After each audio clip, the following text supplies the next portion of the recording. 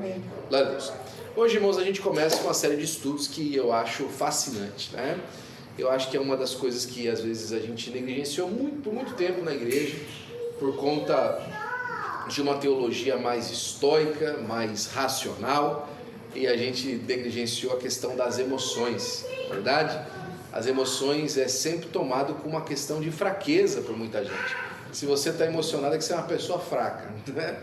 E a gente não aprende, não é isso que a gente aprende na palavra de Deus, não é assim que a gente aprende na palavra de Deus, né?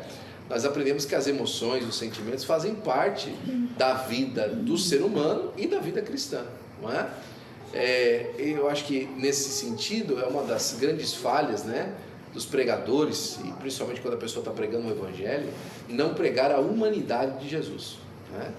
As pessoas gostam de pregar, e não fazem errado em fazer isso, obviamente, de pregar a divindade do Senhor Jesus Cristo, porque Ele era Deus, né? A sua morte, a sua ressurreição, mas muitas pessoas falham em não falar da humanidade de Jesus, né? Que Jesus lá durante o Getsemane falou assim: a minha alma está entristecida ou está triste até a morte, né?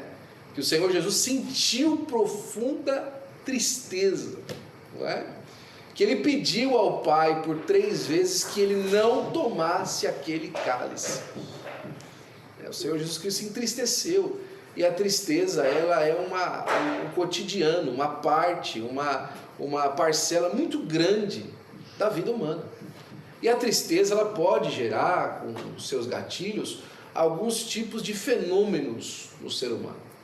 E é isso que a gente vai dar uma olhadinha hoje. Nós vamos falar sobre a depressão e o desânimo espiritual. Abre aí comigo a sua Bíblia, você tem o seu estudo também, no Salmo de número 42, versículo de número 5, né? Está ali também no nosso estudo para você. Acho que ficou meio pequeno ali o Salmo 42, versículo 5 ali na nossa tela, tá bom?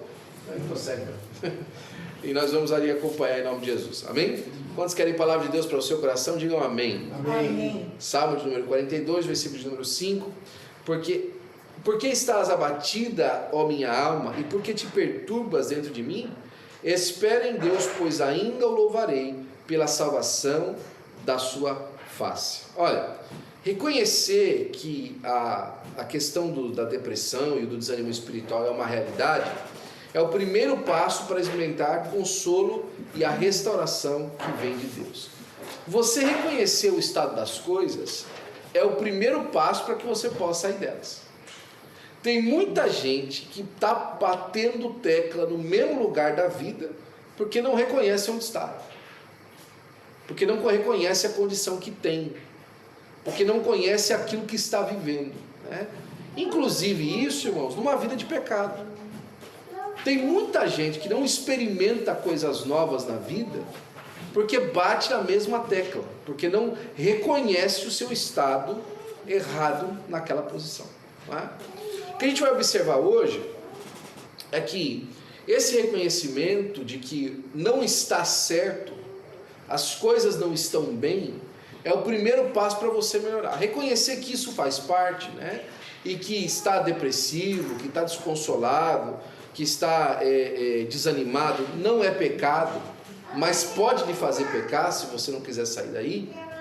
É o primeiro passo para que você possa experimentar o consolo de Deus, né? Então vamos lá, reconhecendo a realidade da depressão e do desânimo.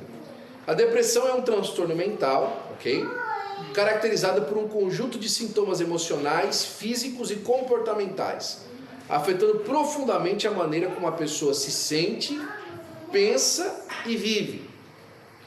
A psicologia fala que a depressão é um transtorno do humor, que se manifesta por sentimentos intensos e persistentes de tristeza, desesperança, perda de interesse nas atividades diárias, baixa autoestima, fadiga, alterações no sono, no apetite, dificuldade de concentração e, em casos graves, pensamentos de morte ou de suicídio. É interessante a gente parar para observar isso aqui, porque nem sempre, irmãos, quando as pessoas falam a respeito da depressão, elas reconhecem algumas coisas sobre a depressão. Por exemplo, eu conheci uma pessoa que, por conta do seu estado depressivo, ficou sem tomar banho 2 semanas, porque eu não tinha coragem para fazer nada, né? Uma coisa que acontece também no estágio depressivo é porque, por conta desse elemento da desesperança, as pessoas depressivas, elas são estimuladas por elas mesmas, né, a não aceitar nenhum tipo de solução. É fácil você observar numa pessoa depressiva que você oferece uma solução e ela rapidamente, você não funciona, isso não funciona, você não entende, é que você não está na minha pele, é que você não sabe o que eu estou passando. É muito fácil você observar nas pessoas que estão com depressão ou desanimadas esse tipo de conduta. Agora, primeiro, para você que não está passando por isso e está lidando com alguém que está passando por isso, esqueça convencer alguém que alguma coisa que você está falando vai funcionar. Esqueça. Você não vai convencer a pessoa. A pessoa não vai falar assim para você. Ou se ela falar assim, você tem razão, é só para você ficar quieto. Tá bom, você tem razão. Para de falar, né? Esqueça. Ela não vai reconhecer. Segundo, de que as suas palavras, o fato de você estar falando alguma coisa, vai surtir um efeito fundamental. A depressão, geralmente, e na grande maioria das vezes, ela é combatida com ações. Você precisa agir contra a depressão. Ela não é combatida com palavras. Ela é combatida com atitudes. A depressão, ela precisa ser primeiro reconhecida e combatida através de atitudes. Vamos lá. O desânimo, no entanto, ali continua o nosso estudo, é um estado emocional de fraqueza interior, de perda de coragem, motivação ou vontade de continuar diante de dificuldades, frustrações ou cansaço acumulado. A gente vai falar um pouquinho sobre frustrações daqui a 2 semanas, mas a frustração, ela é um gatilho ou ela é um elemento, né, dos sintomas aí, que as pessoas têm como negativo e ela pode nem sempre ser negativa. A frustração, na verdade, ela depende da sua interpretação. Tem gente que fica frustrada e por causa da frustração, ela fala assim, eu preciso de me empenhar melhor então. E tem gente que fica frustrada e fala assim, por que não deu certo, então eu não quero mais. Depende, você pode usar a frustração como um combustível de alavancar a sua posição, o seu posicionamento para alguma coisa, né? Eu costumo falar que a frustração é um combustível que queima bem. Você enche o tanque do seu carro e você dirige para onde você quiser, né? Ela vai te dirigir longe. O consumo da frustração é muito baixo, né? Se ela fosse aquela gasolina mais aditivada, né? Com 98 lá, o que tá, não sei das quantas lá, né? Aquela mais cara, que demora que o motor consegue funcionar e ter mais força de torque e consegue dirigir você até mais longe. A frustração é essa gasolina super aditivada. Para onde você vai dirigir seu carro é com você. Por quê? Porque aqui nesse caso aqui, como a gente está observando, a pessoa desanimada, geralmente ela tem frustrações acumuladas. Ela desanima, então ela vai para o carro dela num lugar onde ela é desesperançosa de fazer alguma coisa que pode solucionar. E aí ele se manifesta quando a pessoa sente que não tem força para continuar, seja no trabalho, seja nos relacionamentos ou na vida espiritual. Ele pode surgir após uma decepção, falta de resultado ou repetidos fracassos, né?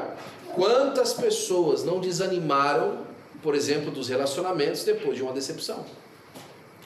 Quantas pessoas, por exemplo, não desanimaram, inclusive, de um relacionamento com os filhos depois de frustrações? Não é? Quantas pessoas não tiveram, por exemplo, problemas graves de desânimo depois de uma promoção no trabalho que não chegou? Ou então de uma expectativa de alguma coisa positiva que ia vir e não veio. Não é verdade? A gente observa isso muito na vida das pessoas, né? A gente observa muitas vezes essa questão da frustração, né? Ela é manifestada aí na vida das pessoas por uma série de sinais que elas apresentam no cotidiano. Então, a depressão e o desânimo são um problema real e presente, não é? Em nosso dia a dia, na nossa vida, inclusive no ambiente da igreja. Assim como a lepra, ela foi uma grande enfermidade que afetava boa parte do povo de Israel no passado, a depressão é a maior enfermidade dos nossos dias. A depressão é uma enfermidade, irmãos. A gente não pode tratar a depressão como uma frescura, como um problema, por exemplo, de convivência de alguém. A depressão é uma enfermidade, né? E assim como os leprosos eram isolados e incompreendidos no passado, muitos que sofrem dessa dor invisível ainda se sentem ou são rejeitados em silêncio dentro e fora da igreja, né? Quantas vezes eu já ouvi: ai gente, aquela pessoa é muito negativa, falar com ela é muito complicado, olha, tratar com aquela pessoa, a pessoa sempre está de mal com a vida, tal. A gente não sabe que é uma questão de enfermidade, uma questão de doença, não é? Amém?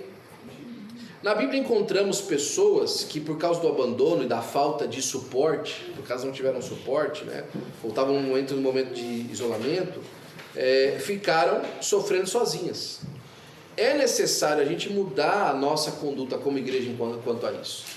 É momento da gente começar a reconhecer essa realidade e começar não só orar por isso ou falar sobre isso, mas, como eu disse, tomar atitudes sobre isso, né? Agir sobre essas coisas.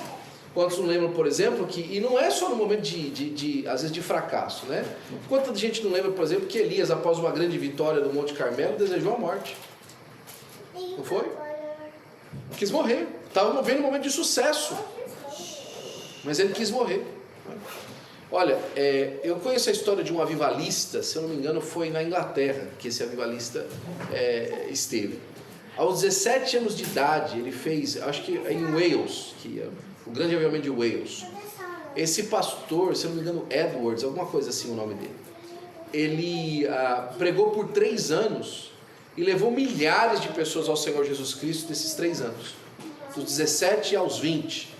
E com os 20 ele abandonou o ministério e viveu recluso até o fim da sua vida, em profunda depressão. Ele viveu aquele momento de impacto, aquele momento de êxtase espiritual, e após isso vem uma estafa. E junto com aquela estafa, um peso muito grande, que levou aquele rapaz, no diagnóstico de hoje, viver deprimido até os últimos dias da sua vida. Obreiro, fazendo um trabalho para Deus, né? Agora toda aquela infusão, todo aquele trabalho que ele fez, todo aquele esforço que ele fez, deixou ele depois vazio. É por isso, irmãos, que é muito importante você ter um relacionamento com o Senhor Jesus Cristo da maneira como Ele ensinou. Olha, entrega para mim a sua carga, não é? Coloca o seu peso, a sua carga sobre mim, e pega o meu, que o meu é leve. Pega o meu jugo, que o meu jugo é suave. Porque tantas vezes as pessoas estão tentando carregar a carga de Jesus na igreja. E Jesus não chamou ninguém para fazer isso, não é? A palavra de Deus nos ensina que nós encarreguemos as cargas uns dos outros. Mas quantas vezes, algumas vezes na igreja, há pessoas que tentam carregar a carga de todo mundo. E também há pessoas que não querem carregar a carga de ninguém. Então é o momento da gente fazer uma reflexão e não deixar Elias sozinho mais, né? Andar com Elias também, não é? Jeremias, por exemplo, ele lamentou a sua existência e chorava diante da aflição do povo, não é? Ele chorava, ele tem um livro só de lamentações, de tristeza. Está na hora da gente normatizar, irmãos, que as coisas às vezes não dão certo. Está na hora da gente normatizar que a vida cristã, irmãos, ela tem aflições, porque foi Jesus que disse. Jesus não falou assim, olha, no mundo tereis alegrias. Ele falou, no mundo tereis aflições. Né? É claro que ele falou que a gente tinha que ter alegria, a alegria dele em nós seria completa, ele falou isso, né? Mas quando ele falou assim sobre a questão da gente tomar cuidado, a gente tomar mais atenção sobre isso, a atenção que ele trouxe no comentário foi sobre as aflições. Porque a atenção com alegria é fácil de ter, não é? É fácil desfrutar da alegria de um culto abençoado, de um tempo abençoado, de um tempo de vitória, de um tempo de alegria, mas e o tempo da aflição? Não é? Glória a Deus por isso. Davi então derramava a sua alma diante de Deus, reconhecendo o seu abatimento interior, como a gente leu no Salmo 42, é porque te abates, ó minha alma, e porque perturbas dentro de mim, inclusive incômodo dele, não é? incômodo por isso. Paulo, então, nas suas tribulações na Ásia, confessava que foi sobrecarregado além das suas forças, a ponto de desesperar da própria vida. O apóstolo Paulo. Assim, falou, gente, vai acabar tudo, nós vamos morrer. Chegou a hora. Né? Olha, eu vou bater aí na porta, vão entrar aqui dentro, vão levar todo mundo preso. Né? Roma vai chegar aqui, vai... Eu não sei, uma hora dessa não está aí e o negócio vai pegar. Porque está todo mundo jurado de morte, está todo mundo sendo perseguido, já teve gente que foi preso. Como é que nós vamos fazer? Não é? Desesperar da própria vida. E ali não era uma questão, por exemplo, de simplesmente pagar por uma pena, de alguma coisa curta, não. Ali a pena sobre eles era uma pena de morte. Era uma pressão de morte sobre eles. Olha, vocês vão morrer. E ele falou, não, nós vamos desesperar da própria vida. Diferente, por exemplo, dos discípulos, né? Que quando foram mandados ficar quietos pelo Sinédrio, senão se eles continuassem pregando, eles ali se regozijaram porque foram achados dignos de morrer pelo Senhor Jesus Cristo. Aquele momento de alegria, depois vem a cabeça da consciência, poxa, nós vamos morrer. Não foi isso que falaram para Paulo, quando o Ágabo avisou ele, falou, lá te espera perseguição, lá te espera açoites. Aí os irmãos olharam para Paulo, não vai não, Paulo, faça isso não. Né? Não, agora eu já estou sabendo que é isso aí que vai acontecer mesmo, vamos lá, vamos embora. Não é? Mas vem aquela carga, aquele peso sobre ele. Né? Esses exemplos nos mostram que a presença da depressão, do desânimo, não é um sinal de ausência de fé, mas uma evidência da nossa humanidade. Nós somos barro, criados do pó da terra. Né? Lembra que tu é pó, crente. Né? Tu é pó. Lembra disso. Né? Esse modelo triunfalista, ou então esse modelo de só benesses, tem feito muitos crentes ficarem desesperados, inclusive a chegar ao ponto de não saber o que fazer com as emoções, quando chegam no momento de contrariedade. Não é? Quando a gente chega no momento de profunda contrariedade, eu vou ver no rosto dos irmãos aqui, eu vou me lembrando de algumas histórias que a gente já viveu juntos, a gente já ouviu que os irmãos viveram. Quantos crentes não teriam condição de passar por isso, pelas coisas que alguns dos irmãos passaram aqui, porque não teriam condição, não teriam um brilho espiritual para conseguir entender, para conseguir afirmar e analisar aquilo que estava passando, que estava sentindo, que estava vindo sobre a vida das pessoas, né? E a Elias, Deus não o repreendeu, mas sustentou com pão, água e descanso. Olha só, Deus não deu uma palavra para Elias. Elias, que isso, rapaz? Que isso? Não, vem aqui que eu vou sustentar você. Era hora de atitude, não era hora de palavra. Né? Eu lembro alguns meses atrás, já tem mais de um ano que isso aconteceu, um nosso irmão estava passando por um momento muito difícil de depressão. Depressão deixava ele desesperado, assim, deixava ele angustiado. E ele me ligou e falou assim, pastor, você está em casa? Eu falei, estou em casa, meu amigo. Eu vou aí então. Eu falei, vem para cá. Chegou lá em casa e tal, sentou do meu lado, fiquei lá sentado com ele. Tomei um copo de café com ele. Falei, vamos andar lá fora? Vamos andar. Eu andei com ele, ficamos andando lá 40 minutos, na rua. Não falei nada. Abri a boca, não falei, olha, Deus diz assim, não tinha nada o que conversar, não tinha nada o que falar, não tinha nada para dizer para ele, já tinha me ouvido várias vezes, era só para gastar o tempo ali. Aí ele olhou para mim e falou assim, eu vou embora. É como quem diz assim, não tem nada para fazer aqui, já andamos, já conversamos, já tomamos um café, eu já vou embora. Eu falei, tá bom, vai embora, Deus abençoe. Tem hora que você não tem o que fazer, é só fazer companhia. Né? Quando o Jota lá se coçando de caco de telha, meu amigo, não abre a boca não, só fica lá com ele, senta com ele lá, faz um bolo. Né? É interessante, a gente tem uma expressão aqui nos Estados Unidos que a gente fala assim, comfort food. Já ouviu falar dessa expressão? Né? Comfort food. O que é comfort food? É uma comida que você come para dar conforto. Agora olha isso aí que extraordinário. Estava conversando com a mãe Liane antes do culto começar a respeito do nosso intestino, né? dos nossos guts, né? Das nossas vísceras. Você sabia que o intestino fino é considerado como o segundo cérebro do corpo? E aquilo ali que é processado lá dentro, ele diz respeito direto às suas emoções, ao seu estado de espírito. Por que chama comfort food? Exatamente porque quando chega lá no intestino, que as enzimas começam a ser soltas ali, aquela comida solta dopamina, para que a pessoa fique mais bem-humorada, para comer o chocolate, por causa do sabor, por causa do que o chocolate representa, que é doce, não é? Como, por exemplo, se falava do Antigo Testamento, ó, o cara está amargurado, dá um pouquinho de vinho para ele. Porque o vinho tinha amargura do coração. Por quê? Para a pessoa poder, né? Era um tipo de alimentação, era um tipo de bebida que se oferecia para que a pessoa esquecesse as amarguras da vida.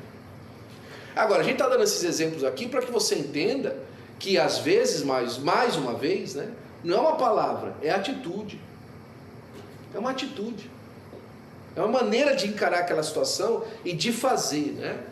A Jeremias mesmo, em sua dor, Deus confirmou o seu chamado profético, não é? Lembrando que ele estaria com ele para livrá-lo, e colocou palavras novas em sua boca. A Jeremias, quando ele falou assim, mas eu sou um menino, você fala, não, eu vou colocar a palavra na sua boca, Jeremias, fica tranquilo, não é? Você está aí desgostoso da vida, está olhando o seu ministério, falando que ele não vale nada, fica tranquilo, eu vou te dar uma palavra, Jeremias, eu vou levantar o seu ministério, né? Sabe quando você fica olhando e fala assim, poxa, tudo que eu falei, tudo que eu preguei, tudo que eu disse, parece que já não surte mais efeito. Fica tranquilo, Jeremias, Deus vai dar uma palavra nova para você, Deus vai colocar uma palavra nova na sua boca, Deus vai colocar um entendimento novo no seu coração. Agora, você precisa crer que Deus está fazendo isso, e crer não é um sentimento, é uma atitude. Como é que você crê em sentimento? Crê em sentimento, você fala assim, é isso mesmo. Como é que você crê em atitude? Você se coloca na posição onde Deus vai te usar. Você sai de casa, você toma um banho, você põe sua roupa, você se prepara. Eu lembro, irmãos, né? Na minha primeira juventude, eu já estou agora na segunda, né? Mas na minha primeira juventude, eu lembro, irmãos, às vezes daquele fogo de querer ministrar a palavra, e tinha às vezes umas mensagens que Deus me dava durante a semana, e ninguém tinha me falado nada, que eu ia pregar no domingo, que alguma coisa, mas eu chegava no domingo com o meu esboço dentro da Bíblia, fervendo, estava lá, estava tudo pronto, tudo no óleo, estava tudo certo, a mensagem estava pronta, meu coração. Eu falei assim, hoje o pastor vai me olhar, ele vai falar assim, você, vem aqui, que você vai pregar hoje, né? E um dia aconteceu. Um dia ele chegou para mim e falou assim, amanhã cedo você prega no meu horário. Sim senhor, estava pronta a mensagem, eu já tinha me dado, não é? Mas quantas vezes a gente fica nesse âmbito de querer fazer, aí parece que o tempo passa, aí a pessoa fala, meu tempo já passou, não surte efeito assim não, né? Não é desse jeito que acontece. A atitude, irmão, é que muda a situação, não é? Para a glória do nome de Jesus. Davi, Deus restaurou a sua esperança e alegria, conduzindo ele a declarar, o Senhor é a força e o meu escudo, nele confiou o meu coração e fui socorrido. Olha só que interessante, ele fala assim, eu tive condição de, por conta da minha confiança, da minha atitude de ficar na posição onde Deus ia me encontrar, ser restaurado o meu coração. É por isso que eu falo para as pessoas, não deixe de vir ao culto, não deixe de vir à igreja. Não, pastor, estou muito desanimado, vou ficar aqui na minha casa, vou ficar aqui assistindo televisão. Irmão, o Palmeiras não vai te fazer feliz, não vai, nem o Corinthians, irmão, faz isso, quanto mais o Palmeiras, não é? O pessoal fica esperançoso de alguma coisa de fora, de algum entretenimento, mudar as circunstâncias da sua vida. Não vai. Tenha uma atitude, venha para a casa do Senhor, seja restaurado pela palavra de Deus, pela confiança que Deus traz no seu coração. Abra comigo, por gentileza, aí no Salmo de número 94, um dos salmos preferidos do pastor. Salmo 94.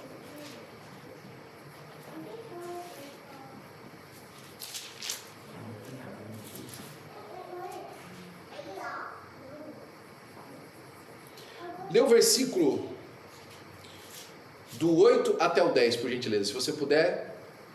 Salmo 94, versículo 8 ao 10. Atendei, ó brutais, dentre o povo, e vós, loucos, quando sereis sábios?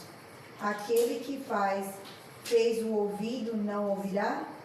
E o que formou os olhos não verá? Aquele que argue as nações não castigará? E o que dá ao homem conhecimento não saberá? Aqui o salmista está fazendo um monte de pergunta, percebendo que a situação não está boa. Está todo mundo praticando iniquidade e ele está lá perturbado. Fala assim, gente, você acha que Deus não está vendo? Não. Ao mesmo tempo, ele está amargurado, porque alguma coisa ainda não aconteceu.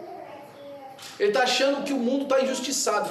Quanta gente hoje desanimada por causa da injustiça no mundo. O mundo está desanimado, o mundo está injusto. As pessoas são más, as pessoas são malignas. Irmão, isso não é verdade? Claro que é verdade. Como que não é verdade? Meu amigo, se você tem um rádio no seu carro, você precisa ter televisão em casa. Se você tem um rádio que toca FM, você sabe que o mundo está injusto. Se você, irmão, for no centro da cidade, olhar pelo lado de fora do seu vidro, você vai ver que o mundo é injusto. Então tem muita gente que não precisa nem de longe, né? O dia que alguém em casa se acorda mal-humorado, você já sabe que o mundo é injusto. Não precisa de longe. E aqui o salmista está perguntando, será que Deus não está vendo? Você acha que aquele que fez o ouvido não vai ouvir? Você acha que aquele que fez os olhos não vai enxergar? Mas ele está amargurado, ele está triste, né? Lê o versículo de número 12, por gentileza. 12 e 13. Bem-aventurado é o homem a quem tu repreendes, ó Senhor, e a quem ensinas a tua lei, para lhes dares descanso dos dias maus, até que se abra a cova para o ímpio. Olha a expectativa da pessoa. Olha, eu quero continuar sentindo essa repreensão de Deus. Ele está falando assim, que é uma felicidade sentir a repreensão. Já a gente vai falar um pouquinho sobre felicidade. É uma felicidade sentir a repreensão.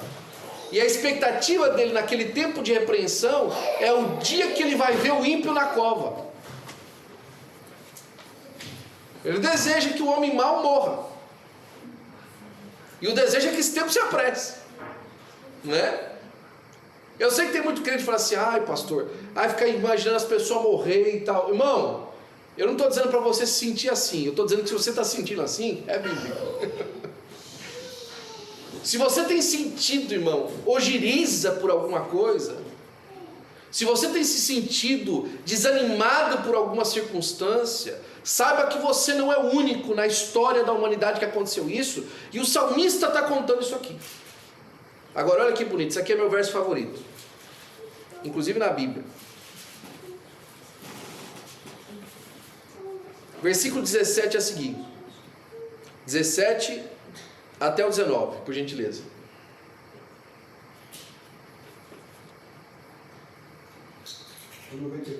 94, 17 ao 19. Se não for o auxílio do Senhor, já a minha alma estaria na região do silêncio.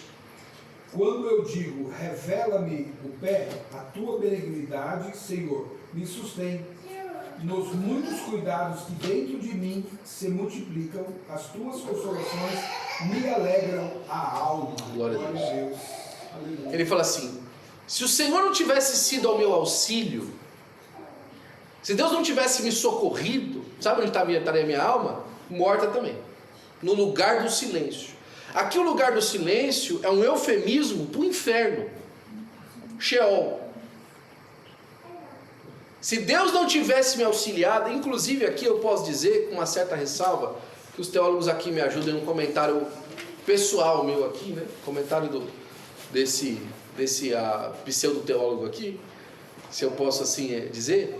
Esse lugar do silêncio aqui que ele fala na minha alma, ele está falando de suicídio. De morte. Se o Senhor não tivesse me ajudado, a minha alma estaria lá, eu ia colocar minha alma lá. Se Deus não tivesse me socorrido. E aí ele continua o seguinte aqui, ó, versículo 19, 18. Quando eu te digo, resvala-me o pé. Aqui tem uma outra expressão, se você tem ao meio da revista e corrigido, tem uma outra expressão aí, no 19. Você pode ler para mim? No 18, na verdade.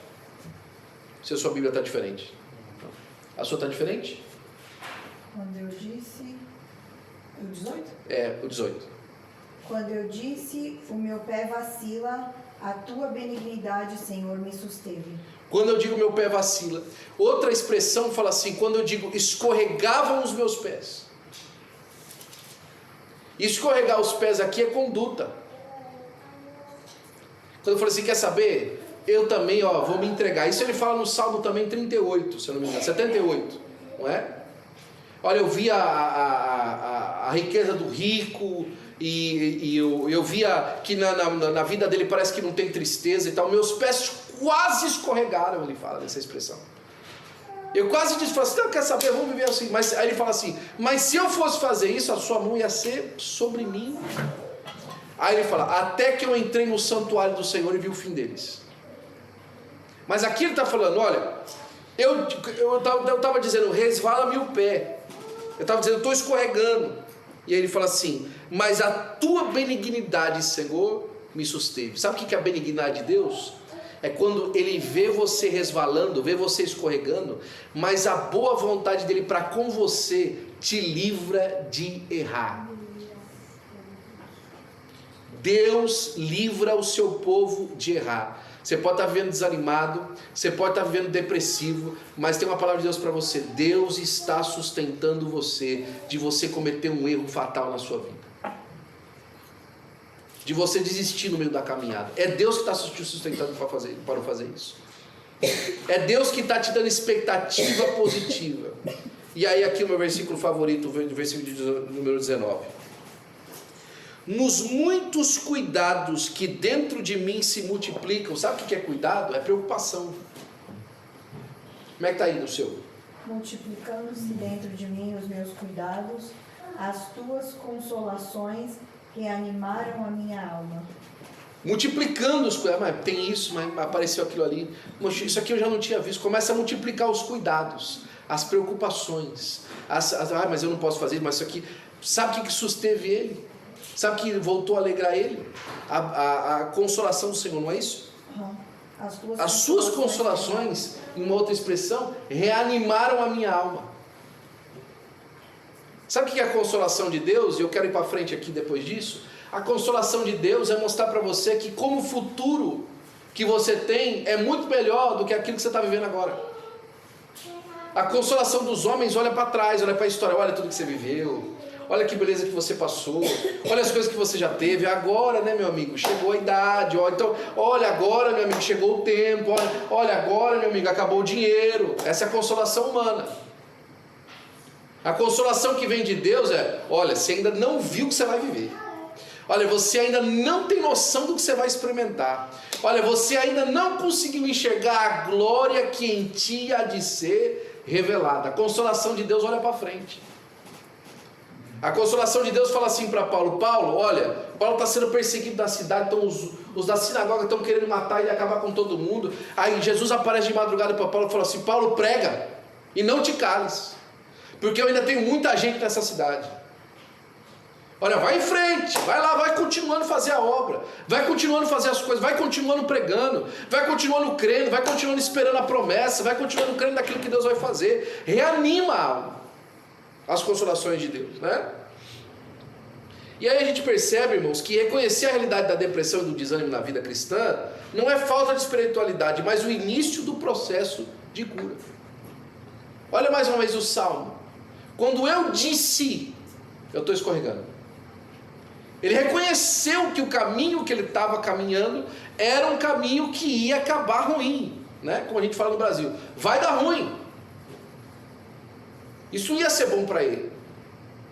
Agora tem muita gente convencida, e esse aqui é o problema, meu irmão, minha irmã. Tem muita gente convencida que a maneira dela de pensar e de analisar é a certa. Não, mas é isso mesmo. Na condição que eu estou, é isso que eu tenho que fazer mesmo. Não é. Não é. É hora de gritar o auxílio de Deus e tomar uma atitude de confiar no Senhor. É hora para isso. É hora de parar de começar a fazer plano mirabolante. É hora de parar de falar assim, mas se eu tivesse feito aquilo lá mais aquele tempo atrás, eu já estava numa condição diferente. Não, estava preso hoje se tivesse feito. Literalmente. estava preso num processo, estava preso na malignidade, estava preso talvez até pelos homens, se tivesse feito aquilo lá.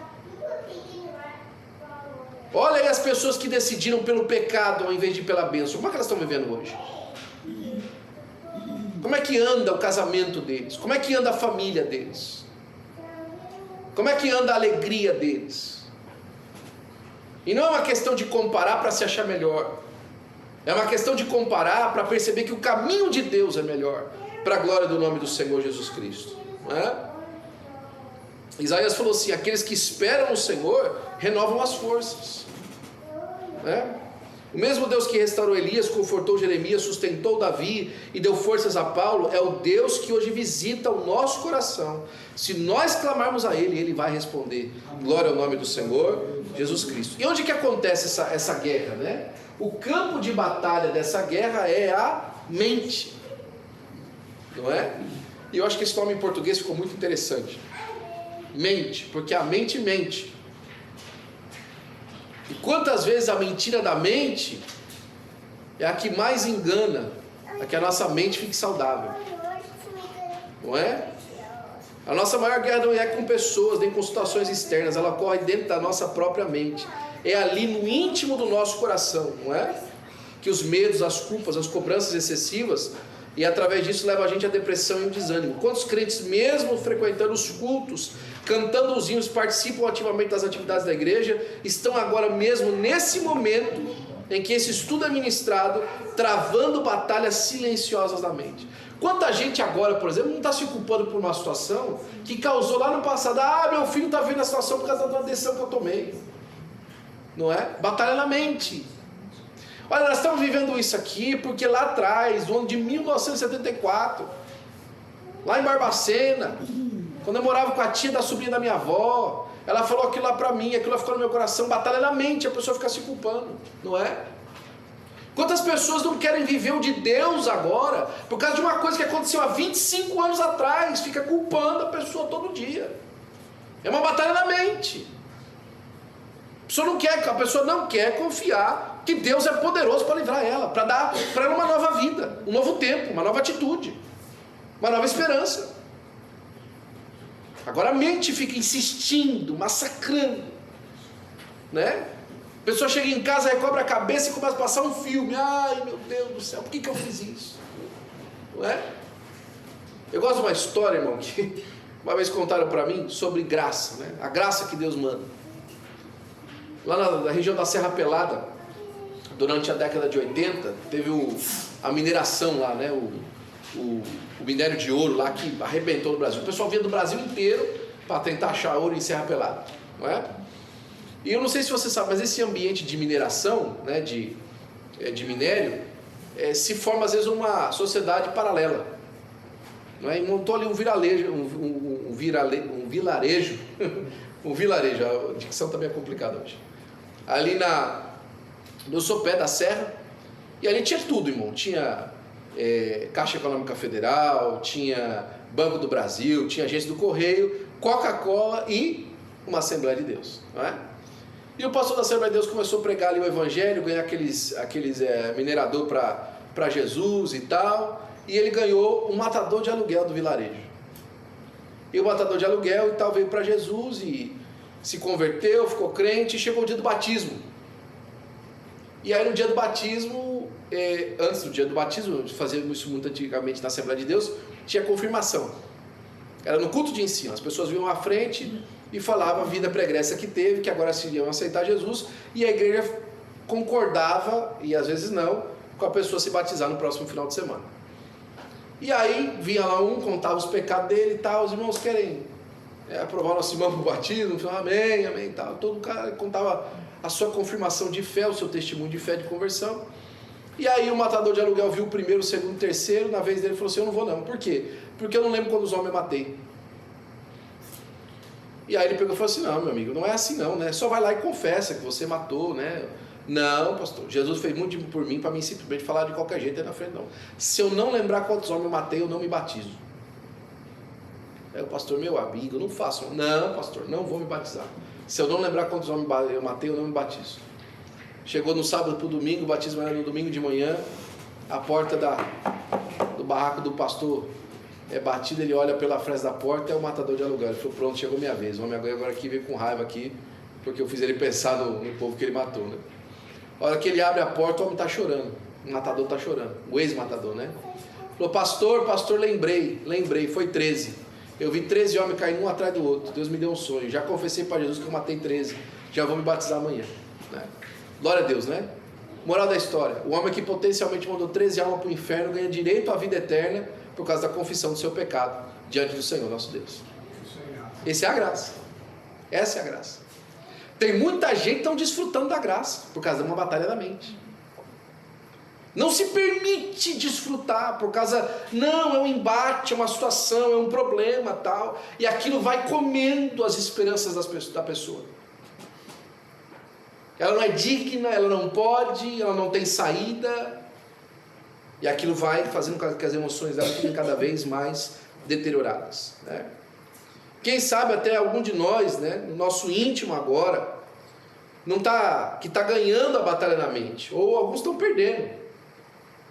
A guerra, ela começa agora, e ela é agora, e vai sempre ser nesse momento.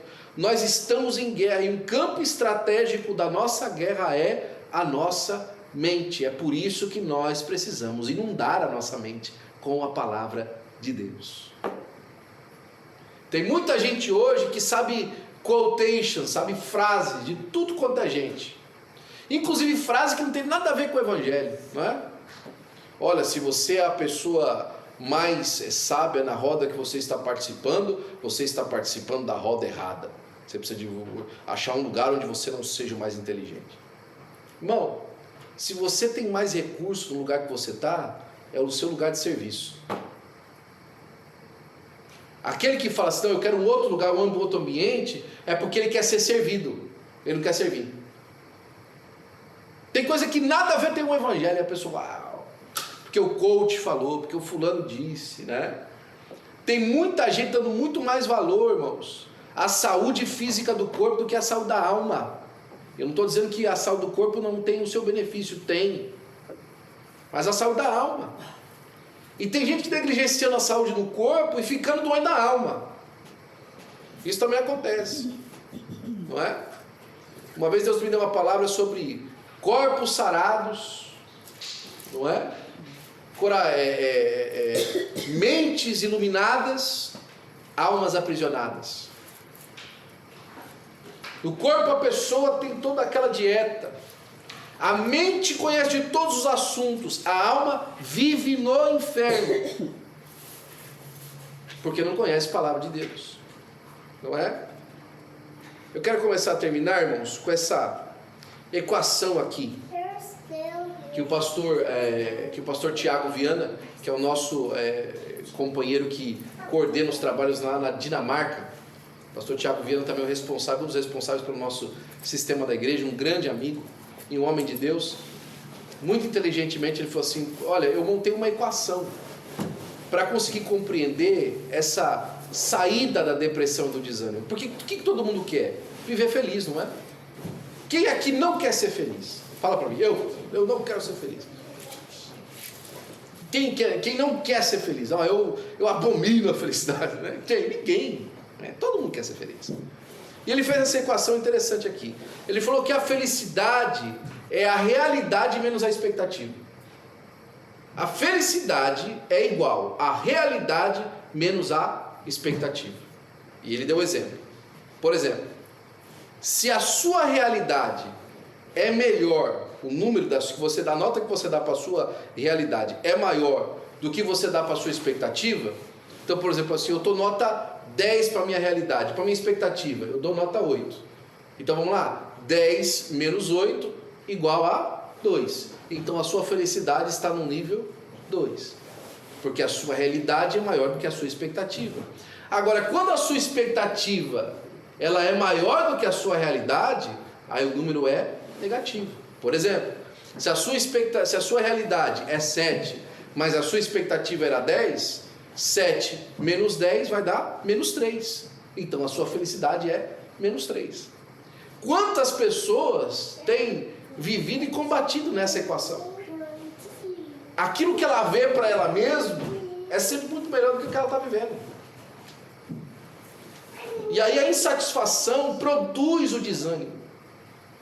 E a insatisfação, irmãos, ela é muito nociva. Porque a insatisfação forma um coração ungrateful, sem gratidão. Uma pessoa insatisfeita, ela não consegue ser agradecida por nada. Isso aqui é um problema hoje do nosso tempo? As nossas crianças. As nossas crianças estão tão normatizadas com um ambiente de diversão, com um ambiente de entretenimento, que quando elas passam 2 minutos sem o entretenimento, elas ficam completamente descontroladas. E no descontrole delas, não é um descontrole simplesmente de ficar agitado, não. É um descontrole de olhar a situação e nada daquela situação é positivo. Elas ficam chateadas porque não tem o negócio que ela quer comer, porque ela não pode sair para fazer o que ela quer, porque ela não pode assistir aquilo que ela estava vendo. E aí ela fica desanimada com tudo, a criança fica completamente desgostosa das coisas. E aí você olha e fala assim, como é que meu filho ficou tão ingrato? Tudo que a gente acabou de acontecer, por quê? Porque está muito acostumado a ser só as coisas positivas. Não sabe lidar com frustração, não sabe lidar com o momento da situação chata, do boring, não é? Do ócio, do tédio, não sabe lidar com o tédio. E aí nós estamos formando gente para a vida adulta assim. Se o cara não consegue trocar o iPhone dele, meu amigo, não, mas para que eu vim morar nesse país? Eu não consigo nem ter um iPhone do ano. Só que aí você vai gerando essa escala cada vez mais alta, né? Para que eu vim para esse país? Não consigo nem comprar um Porsche.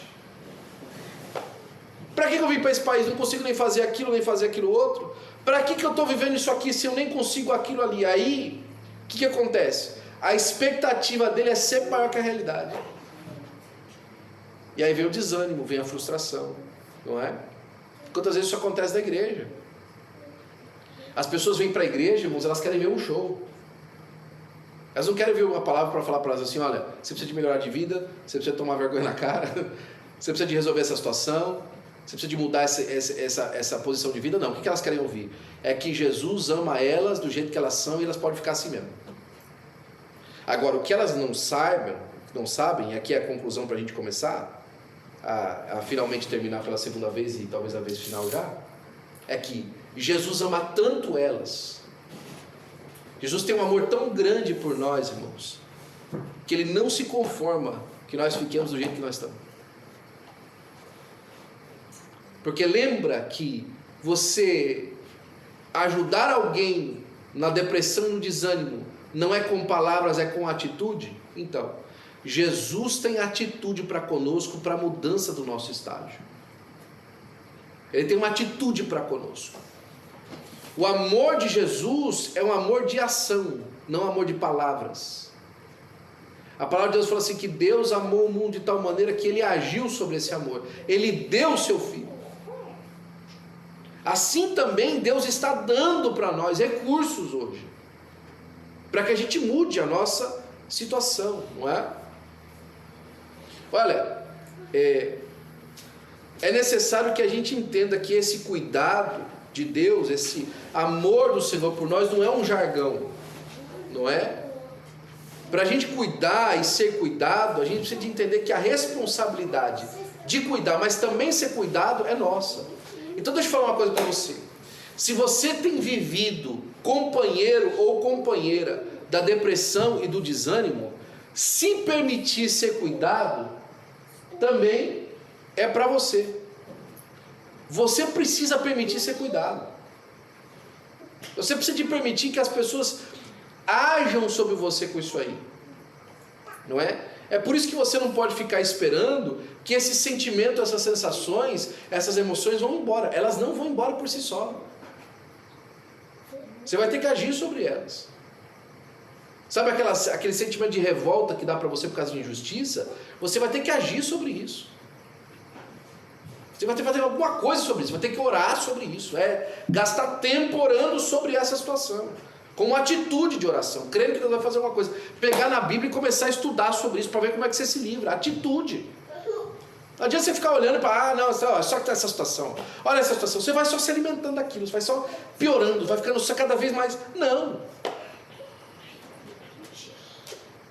Você vai ter que tomar uma atitude. Quer saber? Sobre isso aqui eu vou crer que Deus vai fazer alguma coisa. Deus vai fazer alguma coisa. Eu estou crendo que Deus vai fazer alguma coisa. E eu estou crendo tanto que Deus vai fazer uma coisa que Deus vai acabar fazendo. É bíblico isso, pastor? Ou se é. Elias não olhou e falou assim, não vai chover por 3 anos. Deus não tinha dito nada, foi Elias que falou. Ele creu que Deus estava desgostoso com a nação, que Deus queria agir com juízo sobre a nação, e ele profetizou sobre aquilo.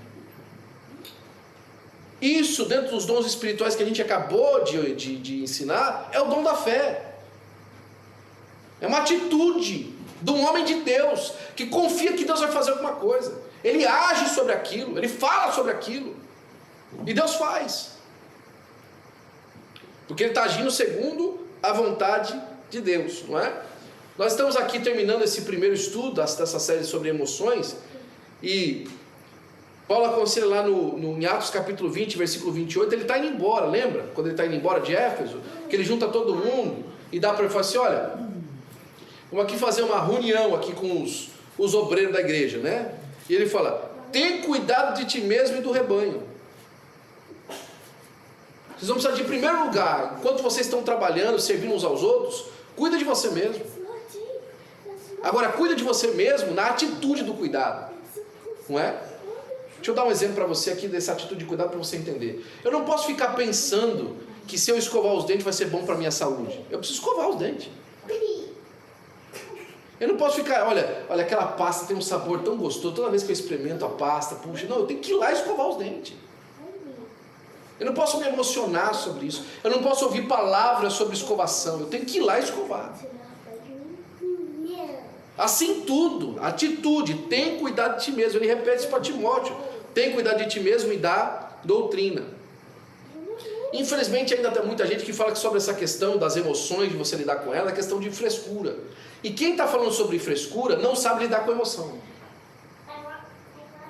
Essa pessoa, a hora que passar por uma frustração grande, vai para o chão. Quem fala que as suas emoções são frescura, é porque não sabe lidar com as suas próprias emoções. Period.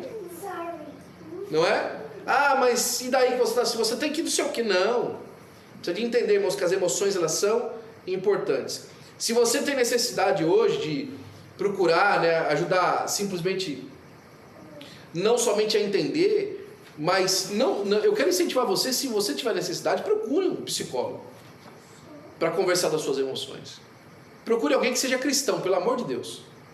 Não vai falar com um psicólogo que não é crente, que ele não vai entender a sua perspectiva de fé, e eu já vi muita gente se arrebentar por não ser tratado por um psicólogo cristão. Mas se é crente, vai falar. A pessoa tem método, ela vai te dar para você ferramentas que vai te ajudar nessas atitudes. Agora, se falta às vezes chegar até um profissional, comece com um amigo, comece com um líder da igreja, comece com o seu pastor. Vamos conversar. De repente, o problema que você está passando, a situação de desânimo que você está tendo, é só você regular as suas lentes, não é? Às vezes eu falo para os irmãos aqui da igreja, olha, precisa de conversar, liga aqui, meu amigo, pode falar comigo, vamos lá. Vamos arrebentar de conversar, de botar para fora, vamos lá. E graças a Deus, irmãos, tem alguns que chegaram lá em casa, lá conversamos, lá colocamos os bofs para fora e tal, e choramos, e gritamos, e hoje ele está abençoado aí, irmão. Né? Deus está abençoando a vida desse irmão. Daqui uns dias Deus vai dar uma vitória muito grande para ele. Começou tudo uma conversa lá em casa. Ele chegou para mim e falou assim, olha, eu vejo que minha vida daqui para frente não vai mais para frente por causa que eu fiz isso. Eu fiz isso aqui, pastor, e eu não tenho mais como sair dessa situação. Nós conversamos, oramos junto, Deus deu a solução para ele. Deus mostrou um caminho no meio do mar, nós oramos junto, nós tomamos uma atitude sobre aquilo. Eu falei assim, conversa com a pessoa, fala com a pessoa, vê se tem uma gente a gente sair dessa situação, expõe o seu coração para, não, pastor, faça isso, meu amigo, ore a Deus, jejue e vamos junto. Ele falou, Deus mudou o cativeiro dele, está abençoado para a glória do nome de Jesus agora. Às vezes é uma conversa, às vezes é uma situação simples, que nós precisamos expor diante de Deus e sair do cativeiro, da depressão, do desânimo para a glória do nome de Jesus, irmão. Em nome do Senhor Jesus Cristo. Não é fraqueza pedir ajuda, é uma situação de fortaleza. Esse final de semana passado, eu e a Ana fomos ajudar um casal, porque ele ligou e falou assim, eu preciso de ajuda. eu não estou bem, eu preciso de ajuda, vem aqui, me ajuda. Nós fomos lá, ajudamos, e Deus abençoou, as coisas estão se resolvendo, para a glória do nome de Jesus. Não é fraqueza pedir ajuda, peça ajuda, somente para o seu pastor, para a sua igreja, para os seus irmãos. Tem situação que a pessoa, dependendo do posicionamento dela, principalmente na igreja, presbítero, até o pastor, tem vergonha de pedir ajuda. Não pode ter vergonha, ninguém é um super-homem. E o resultado disso é catastrófico. Eu podia passar aqui horas para você contando situações de perto e de longe, que a falta de falar assim, eu preciso de ajuda, levou a pessoa, a família e os filhos para o buraco. Todo mundo espalhado, cada um com a cabeça mais doida que o outro, porque não pediu ajuda, porque não falou, socorro, olha, não estou bem, minha esposa não está bem, meus filhos não estão bem, eu não estou bem, eu preciso de ajuda. Não pediu. Não, estão me vendo. O senhor está falando em posição assim, hierarquia da igreja? Sim, pastor. Mas a maioria deles não se embaixam, esse é o problema. Então, mas aí é um outro problema, né? Aí já começa o problema do orgulho, que já é um pecado também. Então é hora da gente reconhecer, irmãos, que é tempo de nós sermos restaurados por Deus. É um compromisso novo com o Espírito Santo. Nós vamos ser restaurados pelo Senhor para a glória do nome de Jesus. E nós vamos viver tempos maravilhosos juntos, onde o desânimo vai fugir de nós, porque nós vamos ter atitude sobre eles em nome de Jesus. Amém? Eu posso orar por você? Eu quero orar por você, especialmente por você. Você que essa palavra falou com você. Você que sabe que você precisa de um ânimo novo de Deus. Você que sabe que precisa de comunicar o que está passando. Comunique o que está passando. Abra seu coração. Abra essas ideias que passam na sua cabeça e fala. É a melhor coisa que você pode fazer. Eu falei com uma pessoa alguns dias atrás que o diagnóstico dela de depressão voltou, que os órgãos dela estão mostrando que ela está depressiva. Quando a minha mãe estava entubada, no começo do ano ela passou para o Senhor. Quando a minha mãe estava entubada sendo medicada pelos médicos, lá na UTI, o doutor chegou para minha irmã e falou assim, a sua mãe é uma mulher triste, né? E a minha irmã falou, como é que o senhor sabe, doutor? Pela maneira que o corpo dela reage aos medicamentos. Eu sei que a sua mãe é uma mulher triste. Minha mãe estava entubada, o médico nunca falou com a minha mãe. Mas a minha mãe ali, a sua maneira de estar ali, demonstrava que ela tinha uma alma triste. Não ache que não está sendo visto. Em primeiro lugar, Deus está vendo. Em segundo lugar, você precisa de um socorro de Deus. Deixa eu orar por você, por gentileza. Fique de pé, por favor. Nessa oração eu quero que você entregue essas suas fortalezas diante de Deus. Esses lugares que você não quer que ninguém entre, que ninguém fale nada. Deus quer entrar aí hoje. Deus quer restaurar a sua alma e o seu coração. Deus quer que você tenha uma nova atitude para com Ele, para a glória do nome de Jesus. Pai, eu te dou graças, Senhor, pela bondade do teu coração de estar diante de Ti, Senhor. Eu sei que o Senhor está me vendo e me ouvindo, Senhor. Eu sei, Pai, que o Senhor preparou, Senhor, para esse tempo, essa palavra, essa mensagem, para esse dia, para esse lugar, Senhor. Eu sei que agora o Senhor está ministrando em muitas vidas, que o Senhor está alcançando muitos lares, ó Senhor. Que o Senhor está aqui, Senhor, Pai, com a atitude do Teu Espírito Santo, de vir com essa palavra, mas não simplesmente vir com a palavra, Senhor, Pai, mas vir, Senhor, Pai, demonstrando o que precisa ser feito, Senhor. Eu sei agora que com efeito, Senhor, está causando nos corações uma revolução na alma, Senhor, para que as vidas possam receber de Ti, Senhor, um novo começo. Pai, visita a alma, o coração, a mente, a atitude, Senhor, e dá ânimo, Senhor, Pai. Ah, Senhor, onde há, Senhor, arrependimento pelo pecado, envia o perdão, Senhor. Onde há, Senhor, Pai, frustração, Senhor, Pai, envia, Senhor, o bálsamo. Onde há dor, Senhor, Pai, envia, Senhor, Pai, Oh, Senhor Pai, o analgésico do céu, Senhor Pai, a cura da alma, Senhor Pai, que vem, Senhor Pai, da tua parte, Senhor Pai, ministra sobre as vidas, ó Senhor Pai, guarda os corações, e Senhor Pai, dá para um tempo de renovo, Senhor Pai, de liberdade para a vida de cada um dos teus filhos, ó Senhor Pai, que recebem essa palavra, Senhor Pai, tomam atitude sobre ela, para a glória do teu nome nós te pedimos, agradecidos em nome de Jesus, amém.